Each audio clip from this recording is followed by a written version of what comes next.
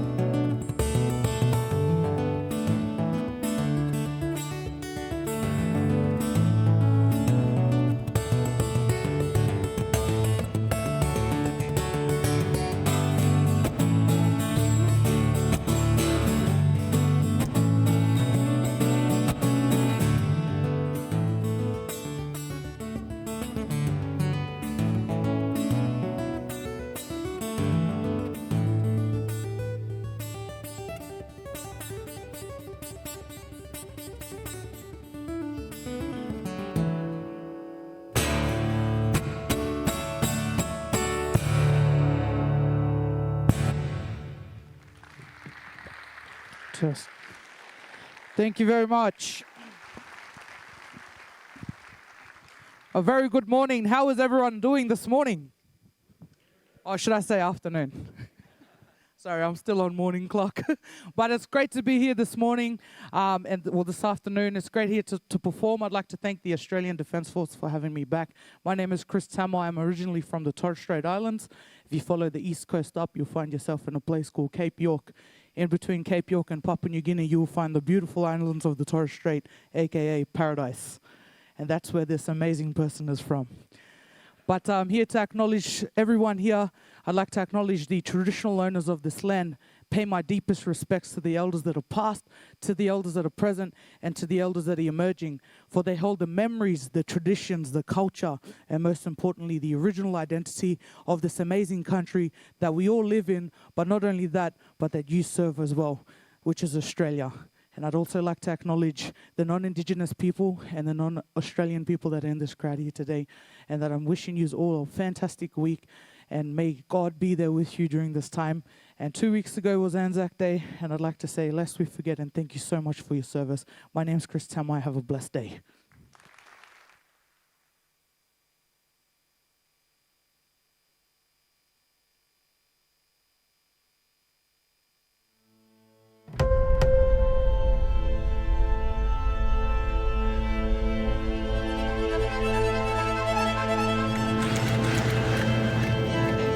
Tori, time to get up, time to get up.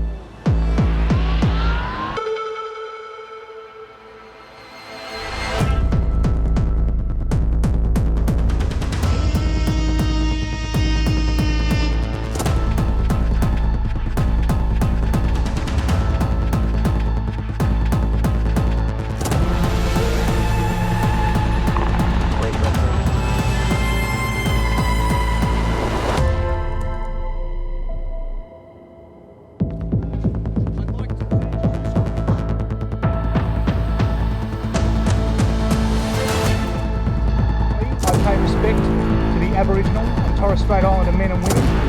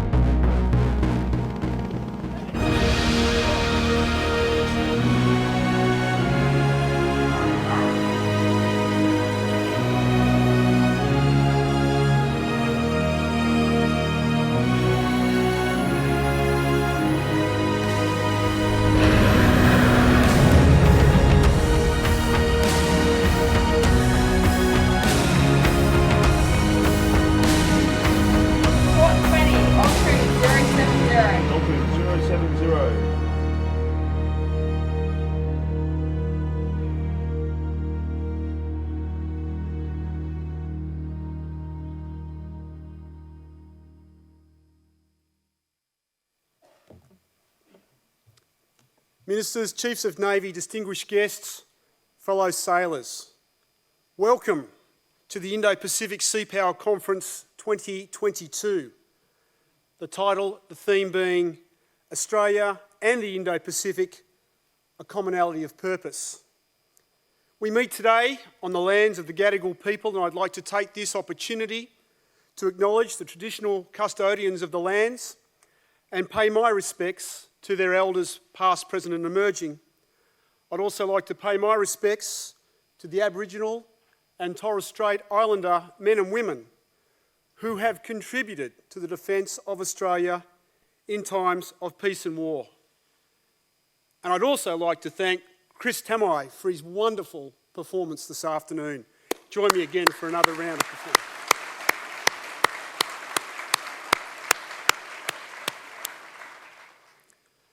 The sea is Australia's lifeblood. We are absolutely dependent upon it. We trade travel by our sea, our economy, our prosperity, our way of life, all count on the sea. Good order at sea is vital to our welfare and our national security. Nicholas Spikeman, who founded the classical realist school of international relations, stated that geography is the most fundamental factor in foreign policy because it is permanent. As our region deals with an elevated strategic competition, the Royal Australian Navy and the Australian Defence Force more broadly will operate closely alongside our allies and like-minded partners as a force for good against tyranny, oppression and authoritarianism. The Royal Australian Navy will serve to represent our nation and the hopes we all share for a free, liberal, stable and peaceful Indo-Pacific. In our ambitions for peace and for our mutual prosperity, we, here today, share a commonality of purpose. We share in the ambition for stronger and even better relationships. We recognise the work which is ahead of us all. We recognise that in our region, our navies and our maritime forces must work together to exercise good influence, to defend others against oppression, and to secure the interests of our nations and safeguard the welfare of our citizens. The Indo-Pacific is our region. I am delighted to welcome all of you to this conference, where we might all reaffirm our mutual interests and our shared commitment to peace in this very special region. The Indo-Pacific, our region, defines Australia's immediate strategic interest. Access through it is crucial for Australia's trade and security. Our navies and maritime forces have long established patterns of deployment and engagement in this region. The relationships that we share as seafarers is integral to Australian security planning. This conference will enhance Australian regional engagement and the relationship we share with our governments, industry and academia. I am especially delighted that we can meet face to face after the past few years of the difficult circumstances we have all endured. The opportunity to meet with so many of you is especially important to me, since time, tide and retirement await no person. And I will conclude my time as the Chief of Navy in the coming months. I would like to offer my very sincere thanks to my chief counterparts, be they of long standing and indeed the newer ones, and our partner navies and maritime forces closer to home, or perhaps not so close to the shores of Australia. Thank you for travelling and joining us here this week for this very special conference. I've had the privilege to serve with and alongside each of you, and it truly has been an honour. I'd also like to offer my thanks to Mr. Justin Giddings, the CEO of the AMDA Foundation, our conference partners. He and his team have brought together an amazing trade exposition. So please take the time, and I know many of you have already, to walk the floors, meet our industry partners and engage. It's through you that we set the path for the capability decisions that we all need to take into the future. And lastly, I would like to express my heartfelt thanks to the various industry representatives who are attending this Sea Power conference. Your contribution and your ongoing support provides an exciting and valuable backdrop to the overall conference. Your exhibitions offer a unique promotional medium, allowing two-way personal interaction between potential customers and your great organisations. This is far from a comprehensive list of all of those that I owe a great debt of gratitude to for this week.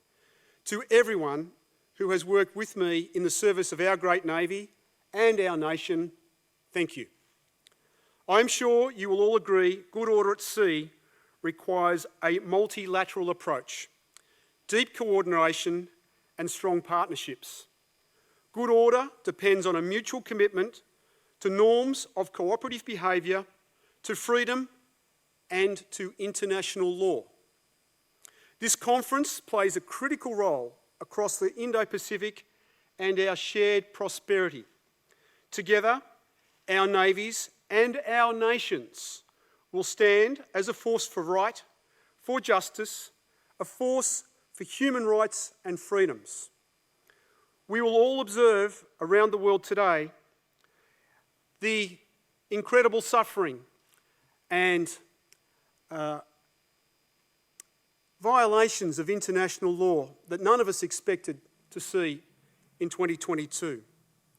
And this underlines the importance of the ideals and the ambitions that we all gather for this week and share. Thank you very much for your attention and for your attendance. And I sincerely hope that each and every one of you enjoy Sea Power 2022 and Indo-Pacific 2022. Ladies and gentlemen, I'd now like to invite our guest speakers for this afternoon's panel to take our stage. It includes General Angus Campbell, the Chief of Defence Force, Lieutenant General Rick Burr, Chief of our Army, and Air Vice-Marshal Darren Goldie, our Australian Commander of AUKUS Australia. Australian Commander Australia, Air Commander Australia. I got it right. Thanks very much. Thanks,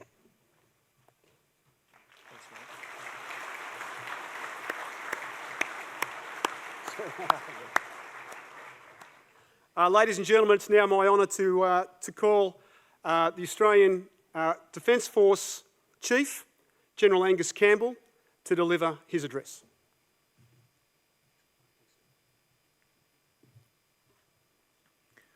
Good afternoon, ladies and gentlemen.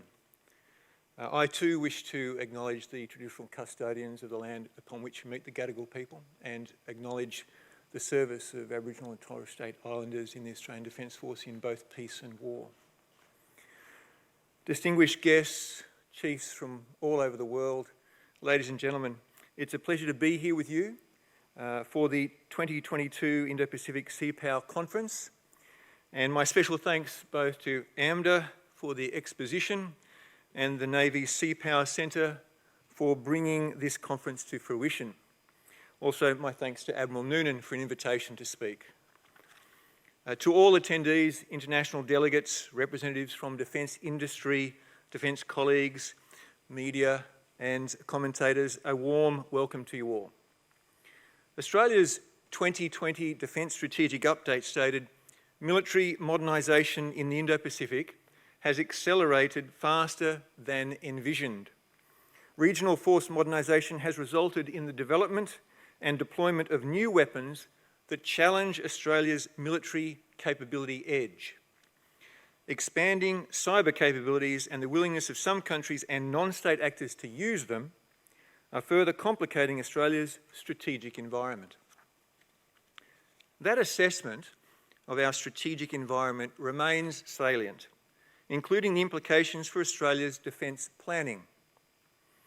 The Australian Defence Force is focused on ensuring we can deploy military power to shape our environment, deter actions against our interests, and respond with military force when required.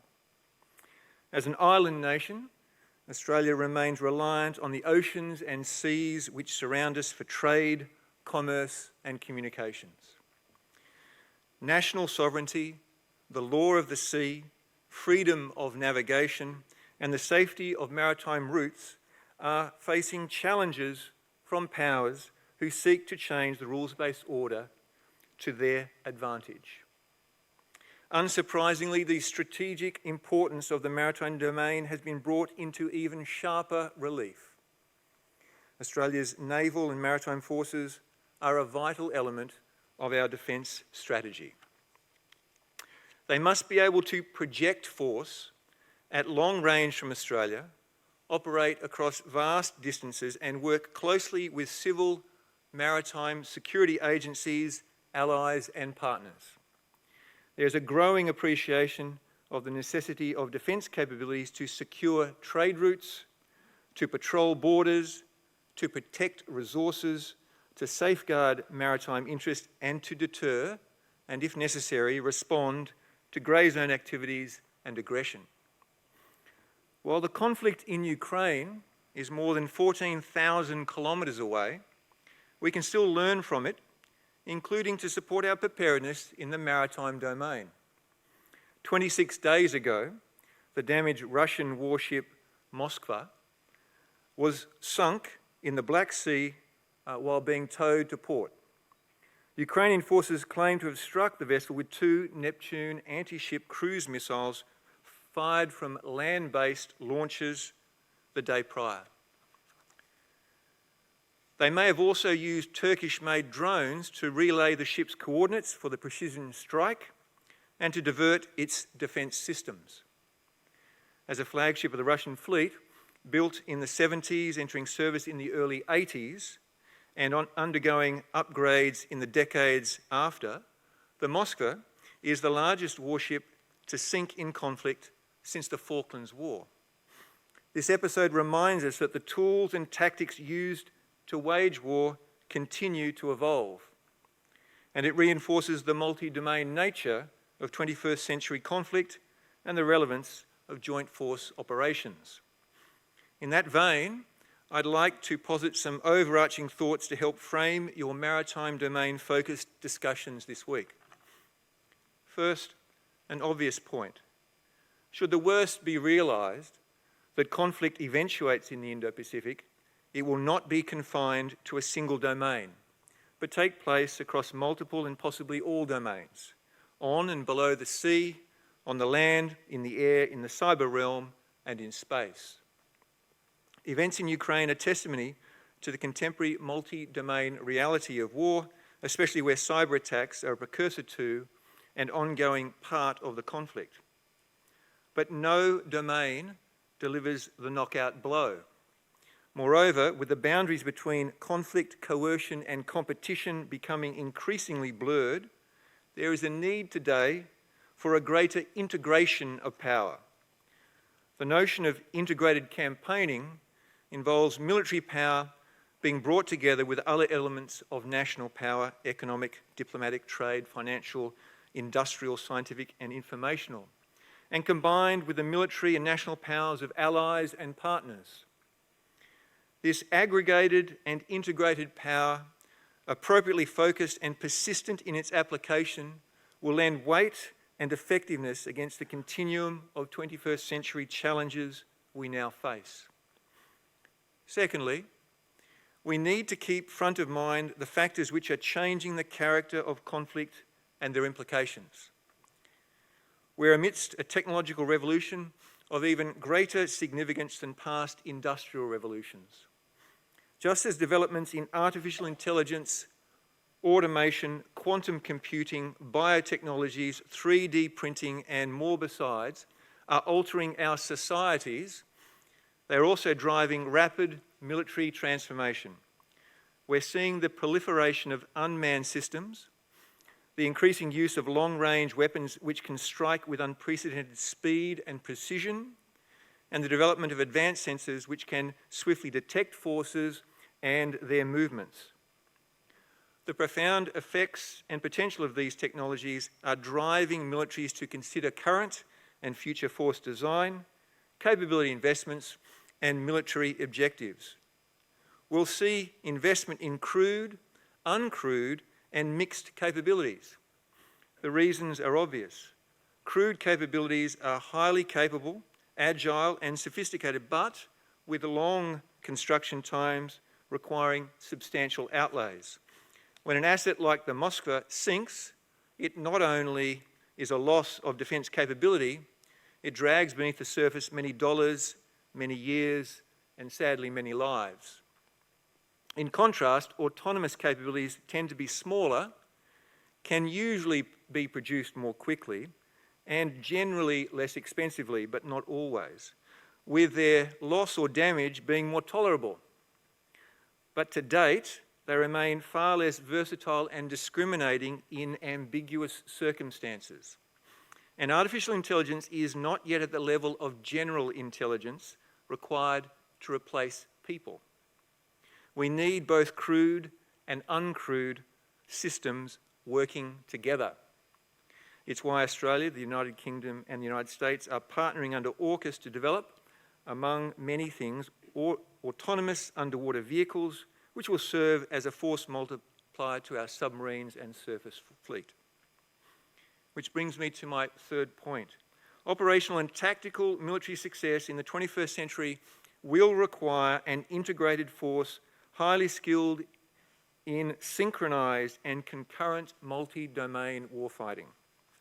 Success is about the mastery of combined effects across all domains, supported by enablers like intelligence, communications, and logistics.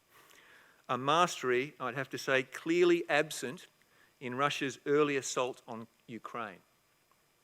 Planning and operational execution will need to be truly orchestrated if a smaller, skilled force is to inflict significant damage to a sophisticated, numerically superior adversary.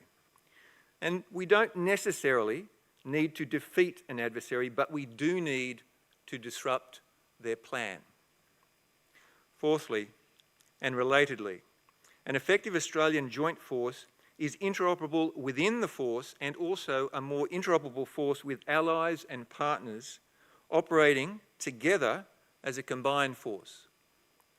These two levels of interoperability within a single military force and between allies and partners is increasingly important in a multi-domain context, but it's also increasingly challenging to achieve. And integration is required at other levels. A greater sharing of ideas, combined strategies, joint logistics, deep industrial-based collaboration, cooperation on research and development, increased training and deployment to support preparedness, and synchronised multi-domain exercising. These things are all occurring with energy and resolve, driven by the times and circumstances in which we find ourselves. A greater emphasis on joint design and development, force-level integration, and alignment with national security capabilities will see us better aggregate, apply, and combine our national power with that of our partners, directed to the pursuits of our common goals. Ladies and gentlemen, during this conference, you will delve into maritime strategy, its challenges and sea power solutions, Navy's capability programs, and its opportunities. As you do, I encourage you to keep in mind the evolving character of the multi-domain challenge of the 21st century, which necessitates an integrated, all-domain, partnered and resilient force as a core element of national power. To realise that potential, to be ready when it's needed, we need to translate our relationships into well-practiced behaviours and procedures necessary to secure our common interests. Thank you.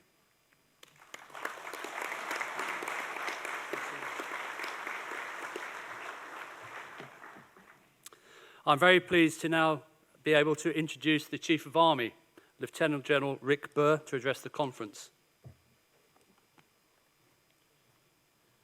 Thank you. It's great to be with you, and could I also acknowledge the Gadigal people and pay my respects to their elders past, present and emerging.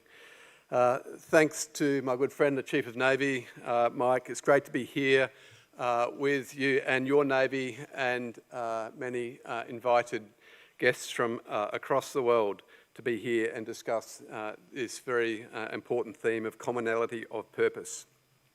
Commonality of shared interest, of assured access, of promoting security through partnerships with our joint force, with our international partners and with industry. And I'll brief my comments in that frame. Many of you will be familiar with Army's refrain, "We need to be an army in motion." It's essential for our mission to deliver land power for the joint force. An army that is ready now and future ready, with people at the centre of everything that we do, and operate in and from and across all domains. And the maritime domain is where we continue to develop our concepts and plans in lockstep with the Chief of Navy as the domain lead to ensure we're prepared for the challenges of tomorrow.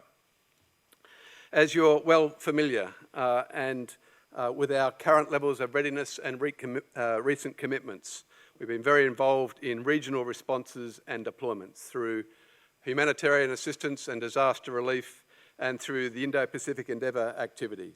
And I'd like to acknowledge Army's embarked and enabling capabilities and readiness and responsiveness to those regional crises as part of the joint team. Very proud of them and the diverse range of commitments that the whole ADF has been doing over the past few years. Very pleased to be able to help regional friends in need, but we're also very grateful for the return of that support in our moments of need here domestically. Building on the current capabilities, we must address future-ready requirements, capabilities, capacity and concepts to operate across the spectrum.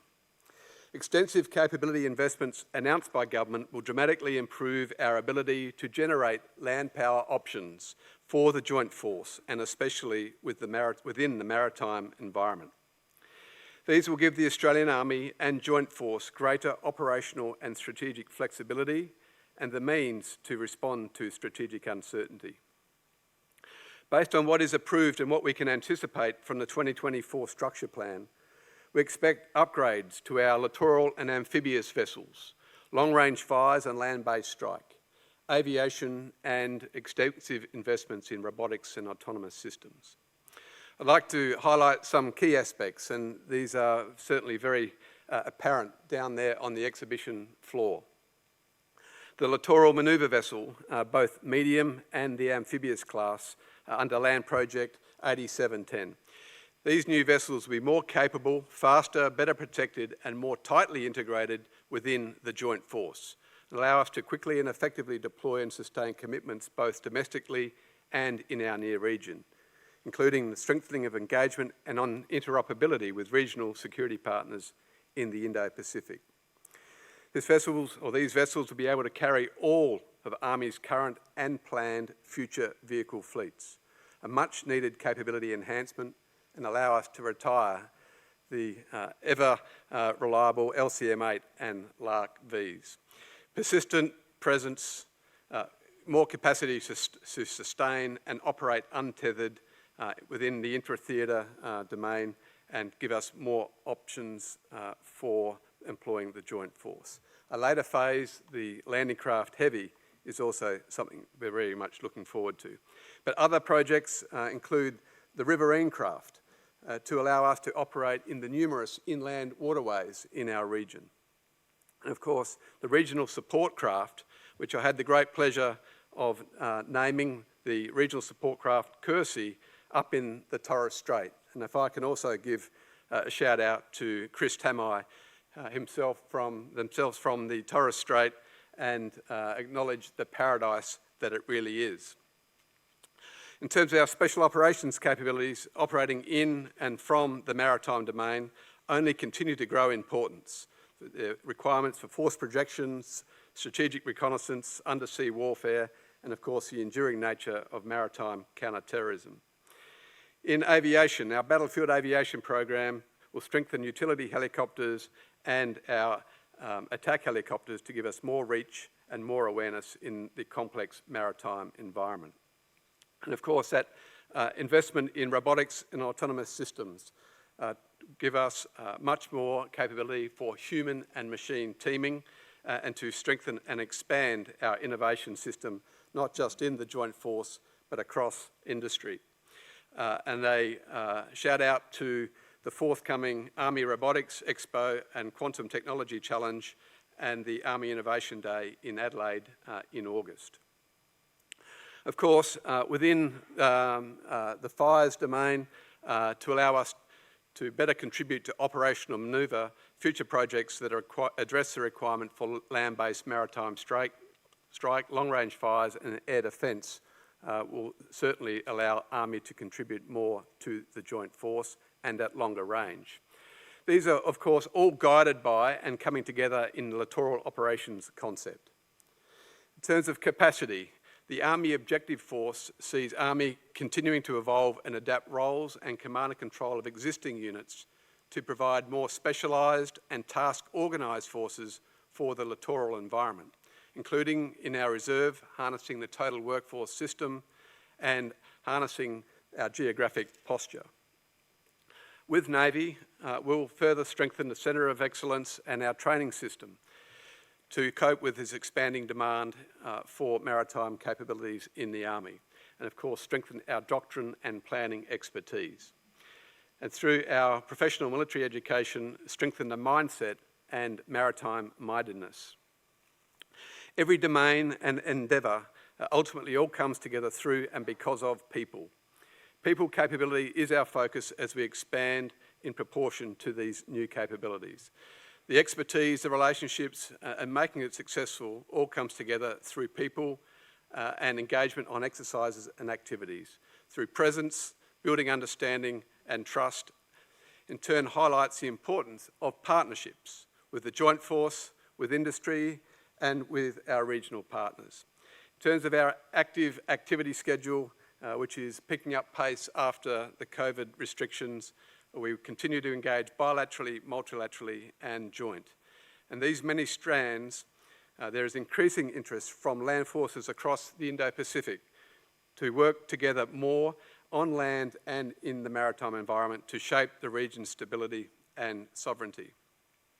Activities such as Indo-Pacific Endeavour to help us achieve this, based around an Australian Maritime Task Group that includes Australian Amphibious Force, Indo-Pacific Endeavour enhances our interoperability in the maritime domain. It improves coordination between services and regional partners while reinforcing our shared commitment across the region. It's what's on and inside the ships that helps make the difference. An Army's contribution to IPE through aviation, ground combat and logistics elements and training teams has certainly been significant and will continue to evolve. We succeed when we collaborate with others, and this collaboration extends beyond just the partnership we share with allies and friends to include the focused collaboration with industry, academia and research institutes. It helps us think bigger, learn from the ideas and practice of others and improve our resilience. Across the defence enterprise, partnerships with defence industry are improving our manufacturing base and Australia's supply chain resilience. The new and enhanced littoral manoeuvre vessels will use Australia's industry's expertise both during the design, build and in-service sustainment phases to support the delivery of the government's national shipbuilding plan. Through partnerships, we are a stronger and more capable force, building increased capacity and the ability to scale to better meet current challenges and simultaneously prepare for the future. So in conclusion, I'm focused on ensuring Army, in support of the Joint Force, is prepared for the challenges and uncertainties of the future, to compete and win in what we call accelerated warfare. Land forces must orchestrate effects across all domains and integrate with like-minded partners and allies. The more cohesive, integrated and networked we are, the more effective we will be in achieving our strategic objectives of shape, deter and respond. It's great to be with you and thank you all for what you do.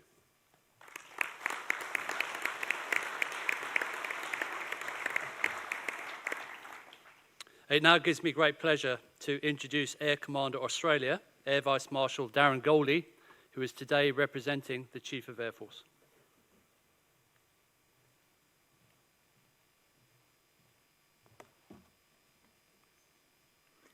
In the lead up to the 2019 G20 Leaders Summit, Australia's Prime Minister made an address to AsiaLink, where he said, and I quote, "The Indo-Pacific is where we live. It is where we have our greatest influence and can make the most meaningful impact and contribution. It is the region that will continue to shape our prosperity, stability, security, and destiny." Nowhere can this be truer than in the skies and space that envelop this vast maritime domain. Equipped with cutting-edge platforms, sensors, effectors, and vitally, the professional aviators that operate them, the Royal Australian Air Force is constantly preparing to conduct joint, partnered, and more formal coalition and combined operations. Our reach, interoperability, and technical proficiency are a testament to the sustained, disciplined Australian Defence Force design process that has our maritime context at its core. My role as Air Commander Australia is to enact government intent in the generation of air and currently space power capability for Australia. I work alongside my counterparts from Fleet and Forces Command, where we are now joined by our space colleague, Air Vice-Marshal Kath Roberts, in her new role as Defence Space Commander. Kath and I are working through the transfer of responsibility in the generation of the exciting space capabilities she will command. This year sees an ambitious program for Air Force in the maritime domain. Following our intensive work with Navy on the current submarine commander's course, we have our vector set on RIMPAC, where we can exercise a range of capabilities with our increasingly mature P-8A Poseidon aircraft. This year's exercise again sees us live fire a Harpoon anti-shipping missile, but more importantly, the opportunity to hone our skills in airborne anti-surface unit and anti-submarine warfare, alongside Indian, Kiwi, US and Canadian partners in the air, in concert with ships, personnel and observers from 27 partner countries. To coordinate our airborne missions, we will use a combined maritime operations centre, advancing the multi-domain interoperability ball as far down the field as we can.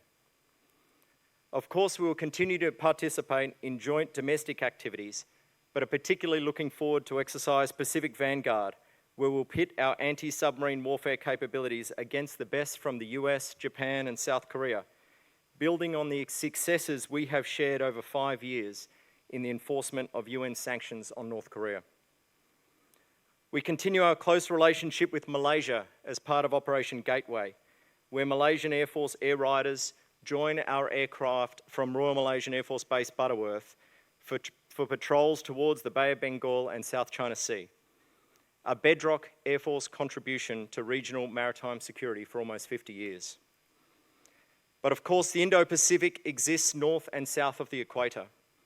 We share deep kinship with our Pacific partners and are continuing that commitment through our fisheries patrols in the exclusive economic zones of Pacific Island nations, assisting them in maintaining their maritime domain awareness in an increasingly congested environment. We're helping PNG with their upcoming federal election, deploying air and other assets in coming weeks, which follow the tremendous success of our work together on PNG's air wing. Following the recent historic visit to Australia by Indonesia's Panglima General Andika and his senior leadership, we are further strengthening our maritime patrol cooperation with Indonesia. A P-8A Poseidon is due to deploy this month as part of our enhanced program of cooperative patrols in areas of shared strategic interest. We've also stepped up our joint training activities and deployments with India. India's Navy deployed a P-8I to Darwin in April to conduct coordinated patrols with an Australian Air Force P-8. It's coordinated activities like this that are demonstrating our collective resolve to support an open and prosperous Indo-Pacific. We look forward to reciprocating by sending an Australian P-8 to India in early June. The Australian government's commitment to exciting new US Navy common capabilities such as the Poseidon and the MQ-4C Triton, along with our established fleets, ensure the Australian Air Force maintains this commitment as part of the joint force, integrated in partnerships and coalitions for purpose. It's a great pleasure to join you for this conference, and I look forward to working with commonality of purpose to enhance maritime security in our region and around the world. Thank you very much.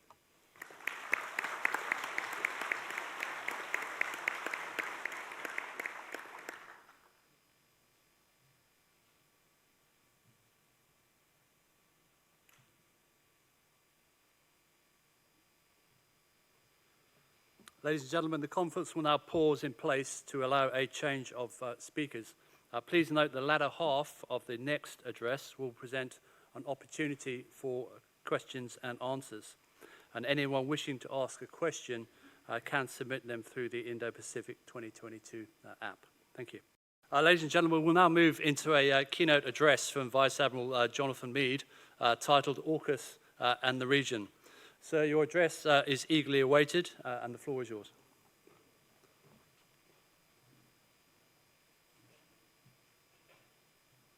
And so, friends, AUKUS is born, a new enhanced trilateral security partnership between Australia, the United Kingdom, and the United States. AUKUS. And the first task of this partnership will be to help Australia acquire a fleet of nuclear-powered submarines. Today, we're taking another historic step to deepen and formalize cooperation among all three of our nations, because we all recognize the imperative of ensuring peace and stability in the Indo-Pacific over the long term.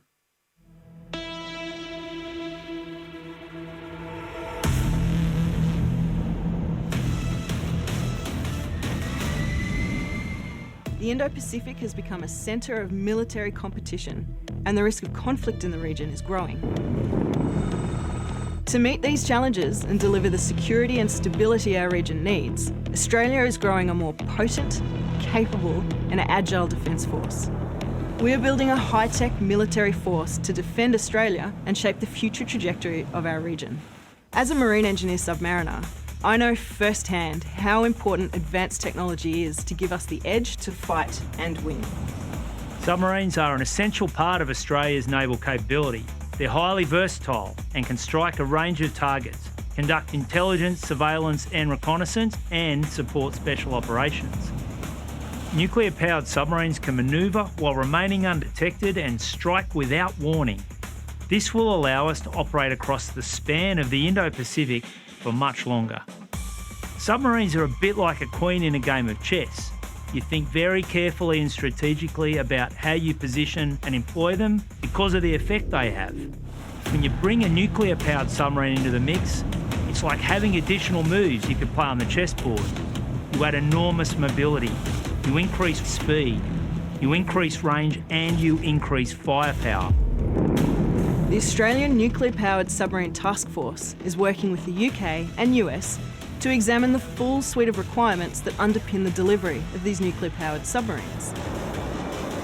American and British nuclear-powered submarines have an impeccable reactor safety record. We will leverage their decades of experience to deliver the same high standards of safety. We are firmly committed to non-proliferation. Our nuclear-powered submarines will not carry nuclear weapons. Australia will have the highest safety and security standards as we build our nuclear-powered submarine enterprise. This is a whole-of-nation effort for Australia, which will generate opportunities for decades to come. Nuclear-powered submarines will allow us to better protect our seas, our people, and our way of life.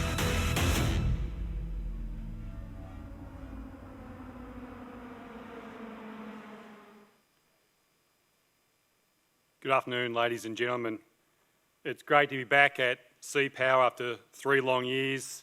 It's terrific to reacquaint with old friends and see new friends.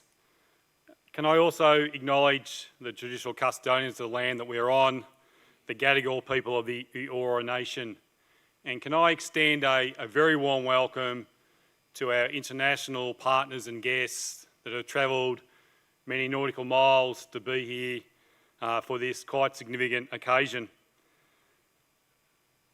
You've just seen the audio-visual of the 3 AUKUS leaders, so I do not need to restate the obvious, that Australia's acquisition of nuclear-powered submarines is historic. It does represent a substantial capability leap for the Royal Australian Navy and will allow Australia to become a far more capable partner in the Indo-Pacific region.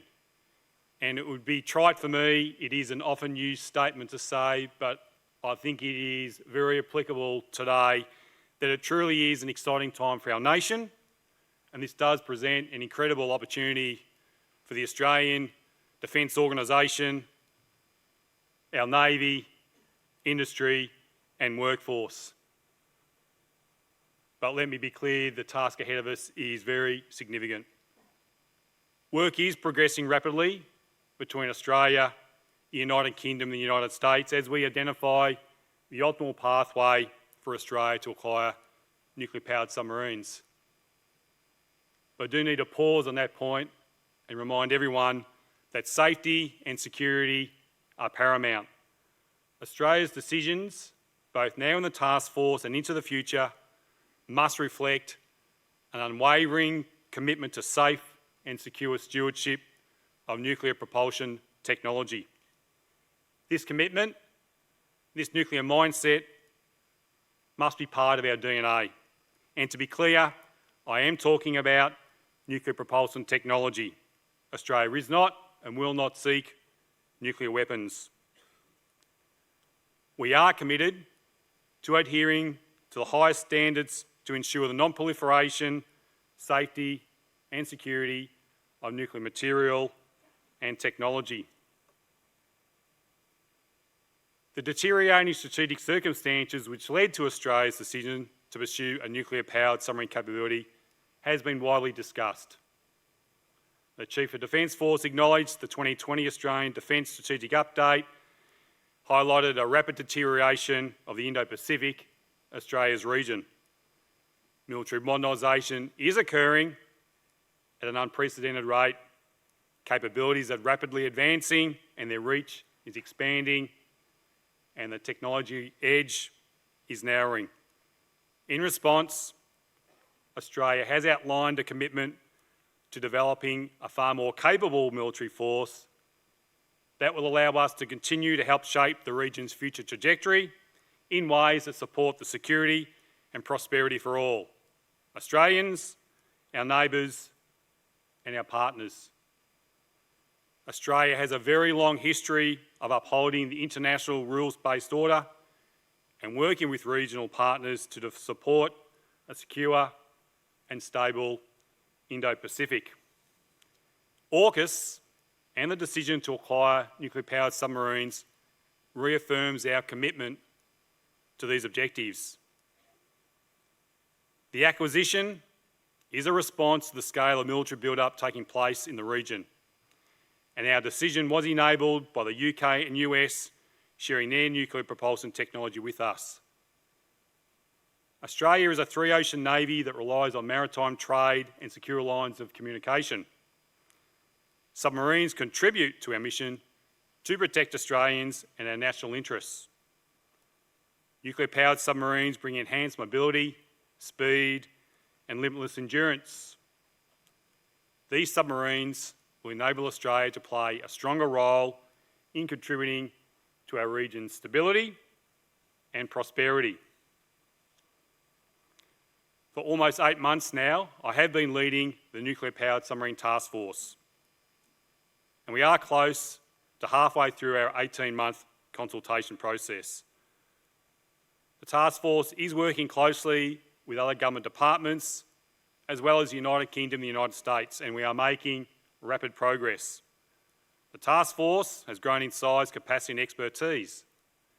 As you have heard me before, we have recruited and continue to recruit the best minds in Australia and abroad as we deliver the optimal pathway.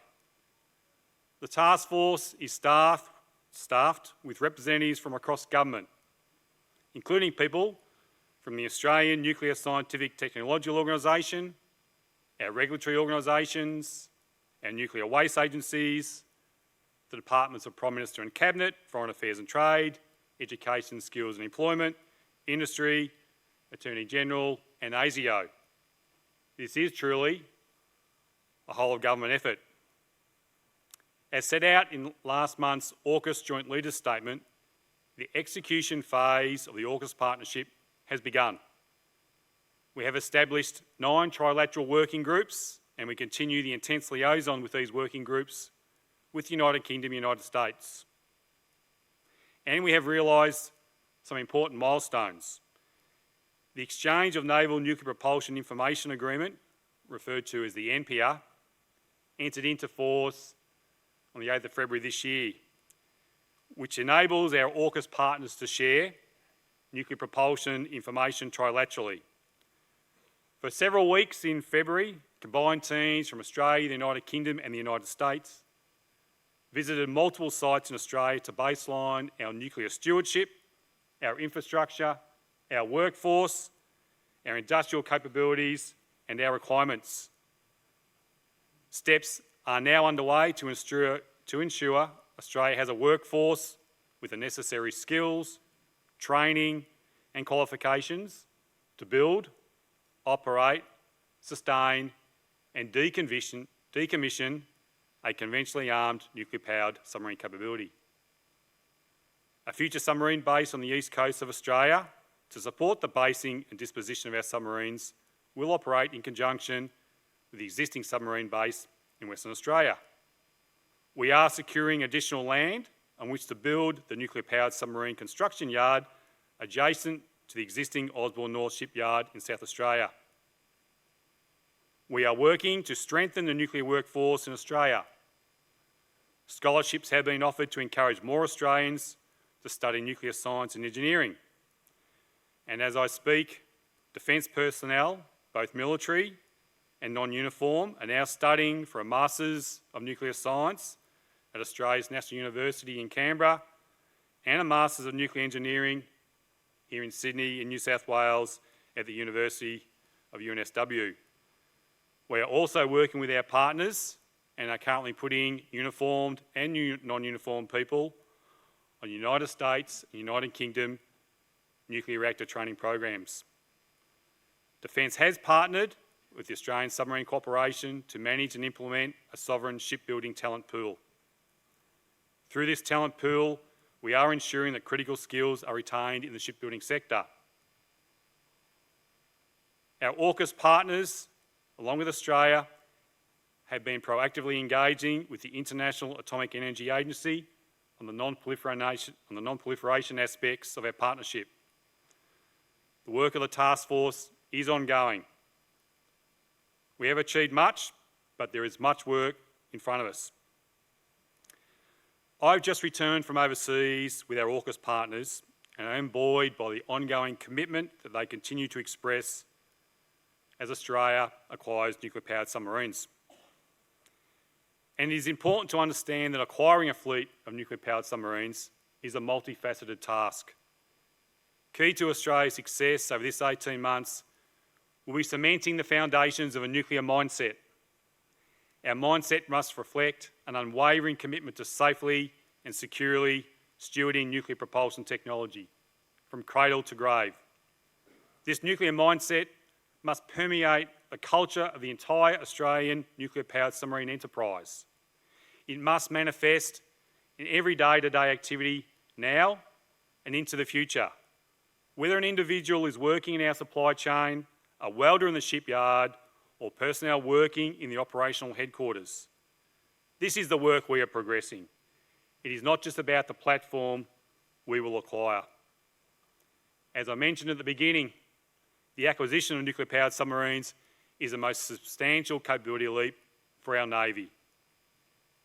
It is groundbreaking. It will allow Australia to be a more capable partner in the Indo-Pacific. It is one that requires a significant amount of work, a number of subject matter expertise, and enhanced commitment. But I take solace. Wherever I go and talk to people, I'm filled with enormous pride and enthusiasm. Our people will make this endeavour a success. Our people will launch and anchor that same nuclear mindset I've just spoken about. Our people will impart this mindset into the wider Australian community and further abroad with our international friends. And of course, there are substantial opportunities for industry involvement.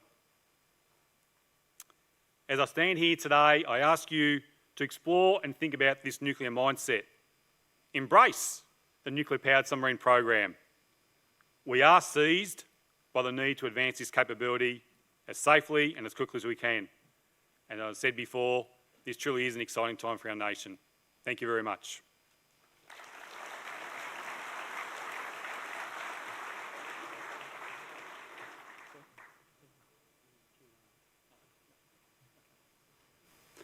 Ladies and gentlemen, we're going to do some questions and answers now for Vice Admiral Mead. Questions coming in through the app. I am expecting them to very shortly appear on the screen in front of me. We'll give them 30 seconds if they don't. In the great strategist that was Clint Eastwood, we will adapt and overcome, and we'll revert to our old-fashioned methods. So I think firstly, whilst we wait for the app to load, could we maybe think about unpicking some of the challenges we foresee as a Navy in the generation of nuclear-powered trained workforce? So thanks, Jonathan. I think probably workforce is the key determinant, as it is with just about all new capabilities that we need to bring online. Developing the depth of the workforce and the skill base. And obviously, we were embarking upon a plan to develop our own submarine capability with the attack class submarines. We are working with our AUKUS partners to work out what additional skills-based requirements are needed for nuclear-powered submarines. And of course, we're not talking about this workforce. It is not just a uniform workforce, a naval workforce.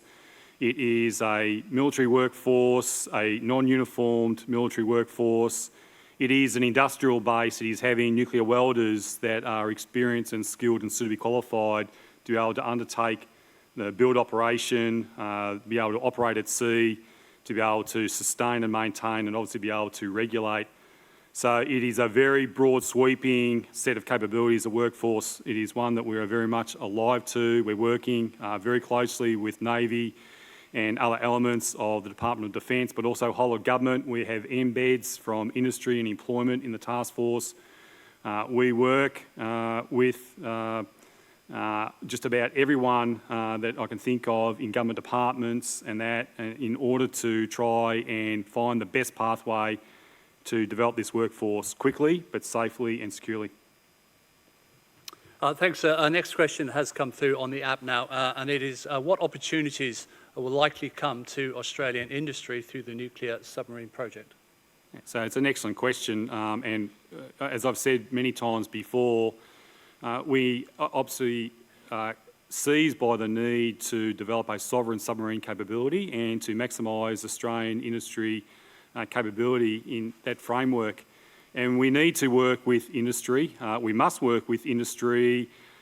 We need to be able to specify to industry what are those different requirements that you may need to put in place as a vendor or as a provider to Navy or through to Defence as we begin to build and operate the submarines.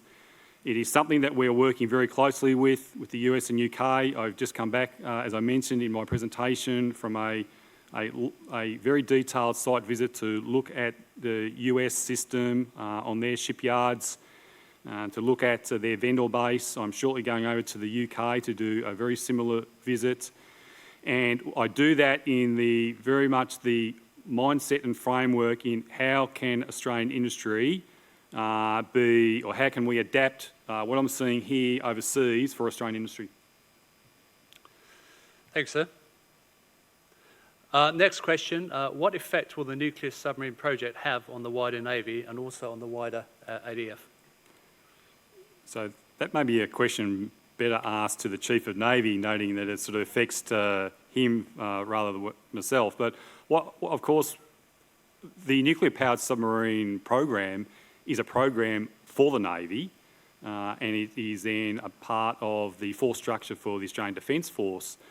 So it will bring enormous capability benefits, but as the CDF outlined and as the presenters from Rick Burr and Darren Goldie mentioned, this will be in a whole of ADF, a whole of government sort of framework and construct. Submarines may operate autonomously underwater, but they do so in a joint framework for the betterment of a whole of government effect. Thank you, sir. Next question is, how will Australia assure the safety of the nuclear plant? That's another excellent question. There are many aspects of safety. I have been overseas to see the US nuclear training schools. I've been up to see our nuclear reactor, our research reactor at Lucas Heights. I've been to see our regulatory organisation.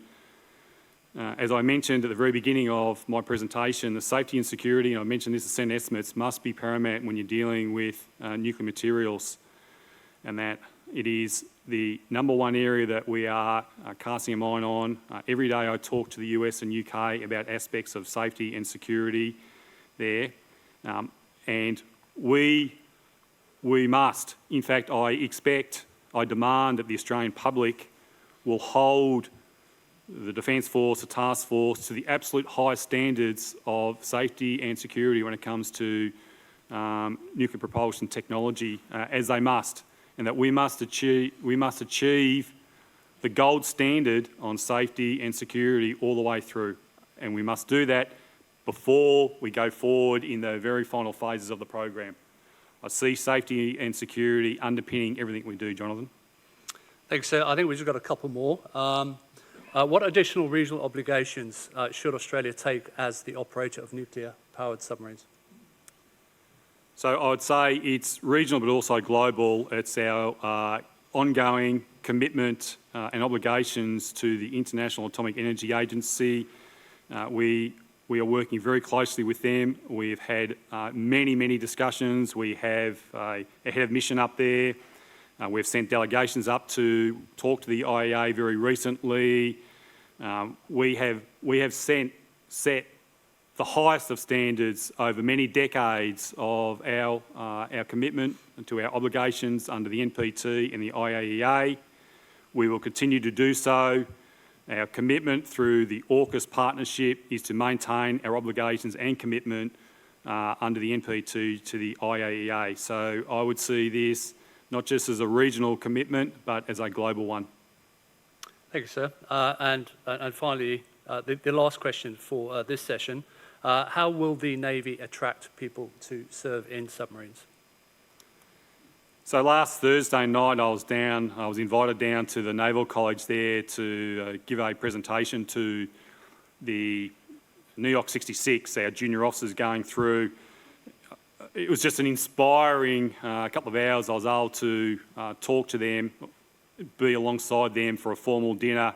The energy that they exhibited, the enthusiasm they exhibited, and they came up to me many times to say, hey, I'm really interested in nuclear-powered submarines. In fact, I told my family that is the reason I wanted to join the Navy. I need to patent that. I need to grab that. I need to bring all that together.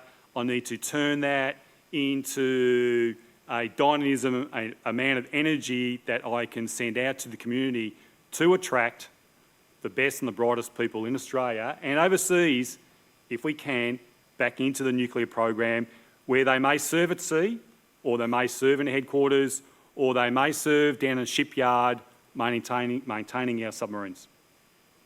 Thank you, sir. Thank you again very much for that illuminating insight into this subject. We wish you all the very best of luck moving forward in what is certainly a monumental task that you have on your plate. Please show your appreciation for Vice-Marshal Mead.